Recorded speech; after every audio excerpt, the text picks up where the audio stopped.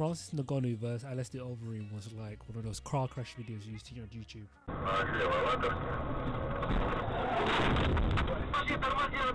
One being a powerhouse of a vehicle, Francis Ngannou, and the other one being a well-crafted, seasoned machine, Alistair Overeem. But unlike when two cars collide into each other, both sustaining damage, this was just something else. One vehicle was totally destroyed, whereas the other vehicle had no damage whatsoever. I can honestly say I've never felt so scared for a fighter's safety as I did for Alistair Overeem's. You know that feeling you get in your gut, you know that sinking feeling when you're about to witness a fight, or when the fight is bubbling up and it's awkward? A good example would be Goodfellas. You know the bit where Joe Pesci's saying, "What do you mean I'm funny?" It's funny, you know. It's a good story. It's funny. You're a funny guy. What do you mean? You mean the way I talk? What? It's just, you know, you're just funny. It's funny, you know, the way you tell the story and everything. Funny how? And look what happened to him. Knocked out, his head went flying backwards. If you actually look at it, he doesn't even look hurt. He just looks like he's been put to sleep. It looks like Francis Ngannou is kind of like, it's going to be a weird analogy, but he's kind of like he's Dee Dee from Dexter's Laboratory. He just knows to push this button, you know, he just goes boop, and you're just out.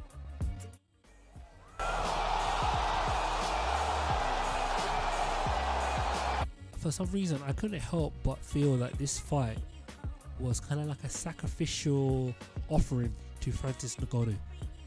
You know that bit in Jurassic Park where they put the goat up into the T-Rex's pen and they all gathered around waiting to see the T-Rex, you know, gobble up the goat, but it doesn't happen. But then at night time, they can hear the pounding, and then before you know it, the goat is gone. You know, the T-Rex has just chugged it down like a shot of Jaeger. And if you take in consideration that now apparently Francis Ngannou has the hardest punch in the world, that only just adds to the fact that, yeah, it just felt like, you know, you're just offering Alistair Overeem to a god. You know, just take this UFC legend and feast on him. And if I was Dana White right now, if there was any heavyweight fighter that was giving me trouble, I'll just merely say, oh, you want more money? Oh, you want your title shot? Oh, I'll give it to you, but you just have to face this guy. Matter of fact, I'll probably just get rid of all my security and just tell Francis, look, I'll pay you a little bit extra just to walk around with me. You know, who's gonna touch you when you got Francis Ngannou by your side? And if anybody gives you any trouble, you can just show, look what my friend can do. Look at this highlight reel on YouTube. And while I'm on the fact of Dana White has said that Francis Ngannou is actually going to get the next title shot against Stipe Miocic next year. And I think around sometime in April, if I'm not mistaken, the fight will be happening. So, in my honest opinion, out of the 3 fighters in the top 10, Stipe is one of them that can, in my opinion, can stop Francis Ngannou.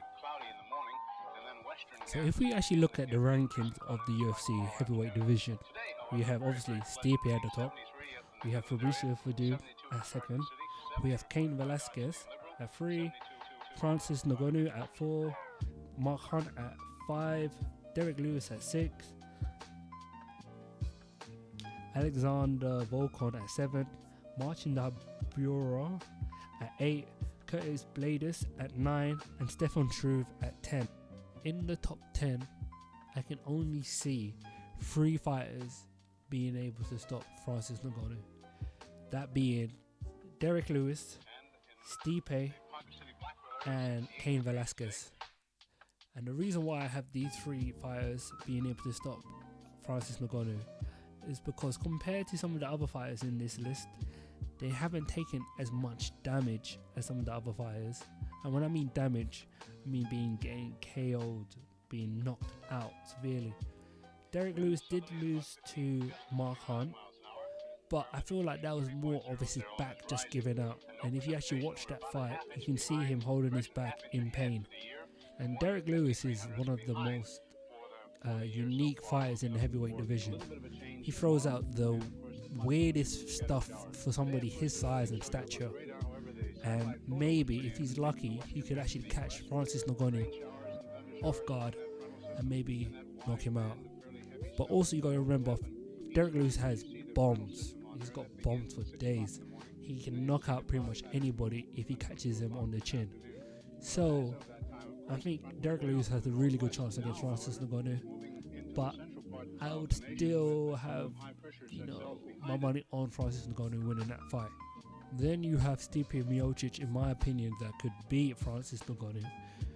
Not only does he have bombs, and not only has he knocked out some of the same fighters as Francis Ngannou, he has amazing cardio. And I think that's one thing we don't know about Francis Ngannou. Does he have the cardio to go the distance against Stipe Miocic? Could he go the 5 rounds with Stipe Miocic and fight in a 5-round slugfest with the champion? That is something that we're going to have to find out next year, approximately around April time, when Francis Ngannou fights for the title. Something that I can't wait for. But even in this fight, I feel like it favours Francis Ngannou because Stipe Miocic's style is more of a stand and bang, and Francis Ngannou just has that crazy power. And if Stipe messes up, that could just be lights out for him. But then the same could be said about Francis Ngannou. So we're just going to have to wait and see how that fight goes down. And then the last fighter in my list that could beat Francis Ngannou would be Cain Velasquez. Cain Velasquez, to me, is a hybrid of the 2 previous named fighters, Stipe Miocic and Derek Lewis. Now, the reason why I say he's like Derek Lewis is because he throws so many techniques that you just wouldn't see from a heavyweight fighter. But the technique is perfect. It's literally like watching Annie Pettis throw something. And then, like Stipe Miocic, Cain Velasquez stand and bang. He can pretty much do everything that you expect a heavyweight fighter to do, and some. And his cardio is out of this world. Only problem being that Cain Velasquez is injured all the time. If Cain Velasquez could heal up, I think that would be the biggest challenge of Francis Ngannou's career. Put money on Cain beating Francis Ngannou. But right now, we have no idea when Cain's going to come back, and we don't know what kind of damage has been done to his body from all the injuries. So, with that being said, I'll probably put money on Francis Ngannou again beating Cain Velasquez, because the longer Cain's out of commission, the better Francis Ngannou is looking. The stronger he's getting, the faster he's getting. And the worst thing is as well, is that he's getting smarter. It's like giving a shark a brain. Look what happened to Samuel Jackson. Those sharks weren't playing around because they were smart. So right now, Cain needs to come back ASAP. Because right now, Francis Ngannou is a shark, and that shark's about to go to Harvard. So that's my list of the 3 guys, in my opinion, that could beat Francis Ngannou. If he beats all 3 of these guys, I think there's not much hope for anybody beating him in the heavyweight division. So what do? You give the man whatever he wants. If he wants to be the face of the next UFC game, done. If he wants to sit on a throne, done. If he wants all the belts, just give him the belts. Even the female ones if he wants it. Man, honestly, I don't think there's anybody can really stop this guy. If you think there is anybody that can stop this guy, please write down in the comment section below. Please like, share and subscribe. I'm still growing this channel. Any likes will be greatly appreciated. So thank you for watching and have a lovely day.